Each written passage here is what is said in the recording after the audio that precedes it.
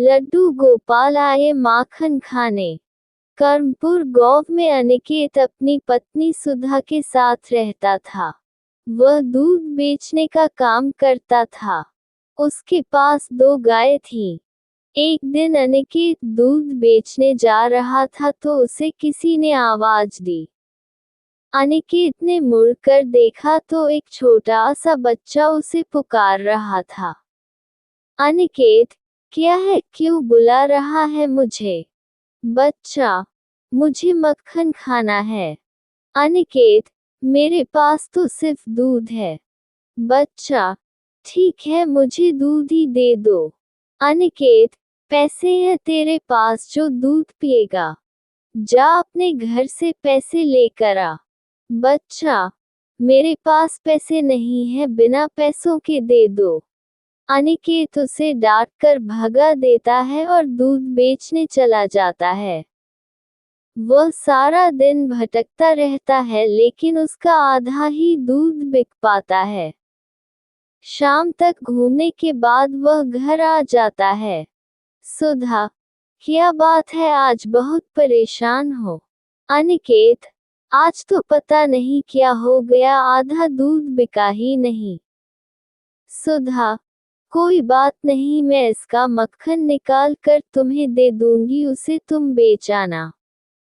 तभी अनिकेत को बच्चे की बात याद आ गई। उसने सुधा को सारी बात बताई। सुधा, यह आपने ठीक नहीं किया। अनिकेत, तू नहीं जानती, इन गांव वालों को जानबूझकर अपने बच्चों को भेज देते हैं। एक को दे दिया कर 10 आ जाएंगे। अगले दिन अनिकेत मक्खन और दूध दोनों लेकर चल देता है।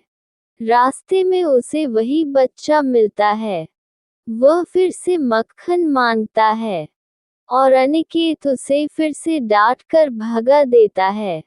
उस दिन भी उसका न मक्खन बिका न दूध। वह शाम को घर आ जाता है। अगले दिन से हर दिन यही होता था।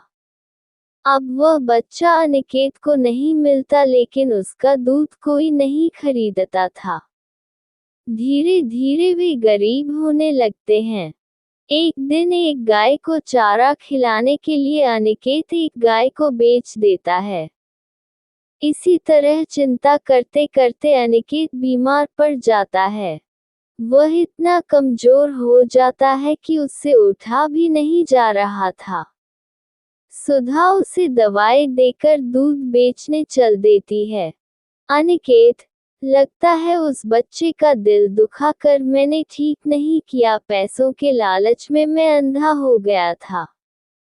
तुझे कोई भी मिले उसे बिना पैसे लिए दूध दे देना, शायद इस तरह मेरे पाप कम हो जाएं। सुधा उसी जगह पहुंच जाती है जहां वह बच्चा अनिकेत को मिला था।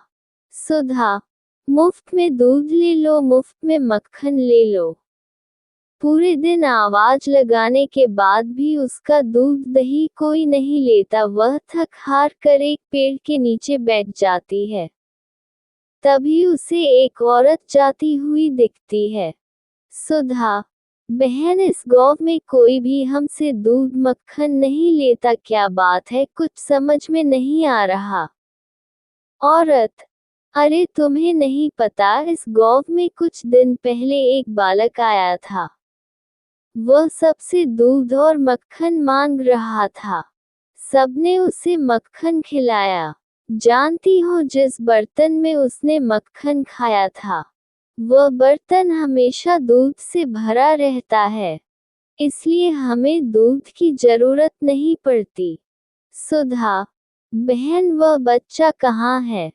औरत, अब तो पता नहीं कहाँ चला गया, लेकिन इस गांव पर उसकी ऐसी कृपा, सच कहूँ तो मुझे लगे कान्हा जी खुद आए थे मक्खन खाने। ये सुनकर सुधा रोती हुई घर आ जाती है। सुधा अनिकेत को सारी बात बताती है। अनिकेत यह सब सुनकर रोने लगता है। अनिकेत, भगवान कृष्ण स्वयं दर्शन देने आए और मैं उन्हें भोग भी न लगा सका। मेरा पाप अब मेरे मरने से भी नहीं कटेगा।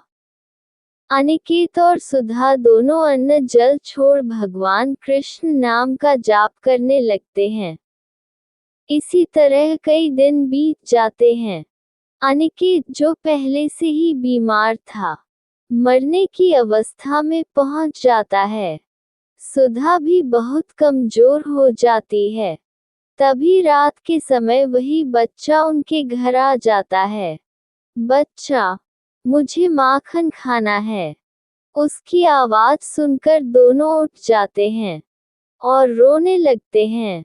अनिकेत, भगवान, आज सच में मेरे पास माखन नहीं है। अब तो दूध भी नहीं है। मैं आपका भोग कैसे लगाऊं? सुधा रोकर उनके पैरों में गिर जाती है। बच्चा, झूठ बोलते हो, वो देखो। दोनों पीछे देखते हैं तो सोने के बर्तनों में दूध, दही और मक्खन के ढेर लगे हुए थे। दोनों बच्चे के पैरों में गिर जाते हैं। भगवान श्री कृष्ण अपने असली रूप में आ जाते हैं। उनके चमत्कार से अनिकेत और सुधा बिल्कुल ठीक हो जाते हैं। कान्हा, यदि कोई तुमसे मदद मांगे तो उसकी मदद अवश्य करना। ये कहकर कान्हा जी अंततः ध्यान हो गए। उसके बाद दोनों प्राणी भगवान की भक्ति करने लगते हैं। जय हो लड्डू गोपाल जी की।